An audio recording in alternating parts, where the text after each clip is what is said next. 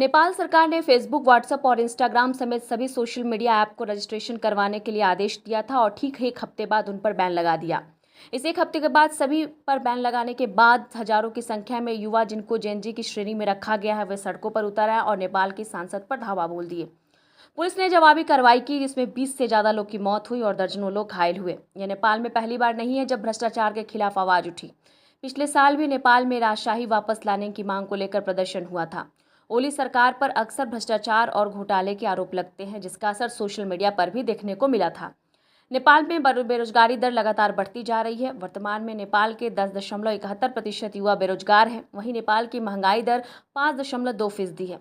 आंकड़ों की अगर बात करें तो नेपाल के महज 20% लोगों के पास ही देश की 56% संपत्ति मौजूद है, जिसमें नेपाल के राजनेता भी शामिल हैं। जुलाई 2024 में जब से के एपी ओली की सरकार आई, नेपाल का झुकाव चीन की तरफ बढ़ने लगा। नेपाल ने भारत के साथ सीमा विवाद के मुद्दे को हवा दी, जिससे नेपाल पर आर्थिक दबाव भी बढ़ा। ओली सरकार के इस रुख को लेकर भी वहां के नागरिकों में बहुत ज्यादा नाराजगी देखने को मिल रही है। अब हो रहे इस आंदोलन को देखते हुए यह सवाल तो उठेगा ही कि नेपाल में अब विद्रोह के बाद क्या होने वाला है। नेपाल में जिस तरह की अभी परिस्थिति है या फिर जिस भयावह दौर से नेपाल गुजर रहा है, वैसे में तो कई सारे सवाल खड़े हो रहे हैं। नेपाल में जारी हिंसक विरोध प्रदर्शन को देखकर यह अनुमान लगाना गलत नहीं है कि वहां भी बांग्लादेश मॉडल रिपीट होने को है। इस बात की आशंका है कि बांग्लादेश की तर्ज पर नेपाल में भी सेना कठपुतली सरकार चलाएगी। कल से सेना सड़कों पर उतरी है। फिलहाल नेपाल में ना तो राजशाही है और ना ही कोई सियासी नेतृत्व है। ऐसे में खुद को मजबूत बनाने के अलावा सेना के पास कोई विकल्प नहीं है। मामला ये भी नहीं है, असली मुद्दा तो देश में हिंसा और अराजकता को रोकना है।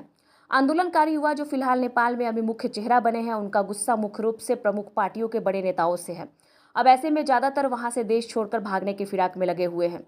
हो सकता है इन सबके बीच एक नया राजनीतिक नेतृत्व भी खड़ा हो जाएगा। इतना ही नहीं, पुराने दलों के सामने भी जनता का भरोसा जीतना एक बड़ी चुनौती होगी। नेपाल में हो रहे आंदोलन का नेतृत्व तो शुरू से ही स्पष्ट नहीं था। हो रही इस हिंसा और अराजकता ने आंदोलन करने वालों पर भी सवाल उठा दिए हैं।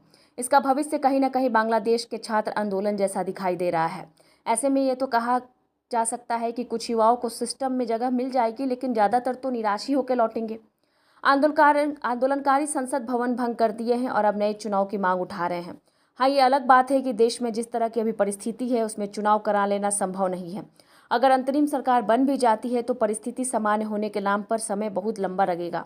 अब ऐसे में एक तो पहले का आर्थिक दबाव है और बेरोजगारी से जूझ रहा था नेपाल, और लगातार मुश्किलें भी बढ़ेंगी। इस विद्रोह ने राजशाही समर्थकों को तो मौका दे ही दिया है, और अभी जिस तरह से माहौल बना है नेपाल में, लोकतंत्र के फेल होने का हवाला देकर राजशाही की वापसी की मांग जोर पकड़ सकती है। नेपाल के पूर्व में राजा रहे ज्ञानेंद्र जो हैं, वो आंदोलनकारियों के समर्थन में अपना बयान जारी किए हैं। नेपाल में सेना के अफसर भी राजशाही समर्थक रहे हैं। ऐसे में फिलहाल राजशाही की वापसी को लेकर अभी तो कहीं कोई समर्थन नहीं नजर आ रहा है, लेकिन नेपाल की जिस तरीके से परिस्थिति और स्थिति बनी हुई है, कभी भी कुछ भी हो सकता है। परिस्थितियां बदल सकती हैं और रिजल्ट भी बदल सकता है।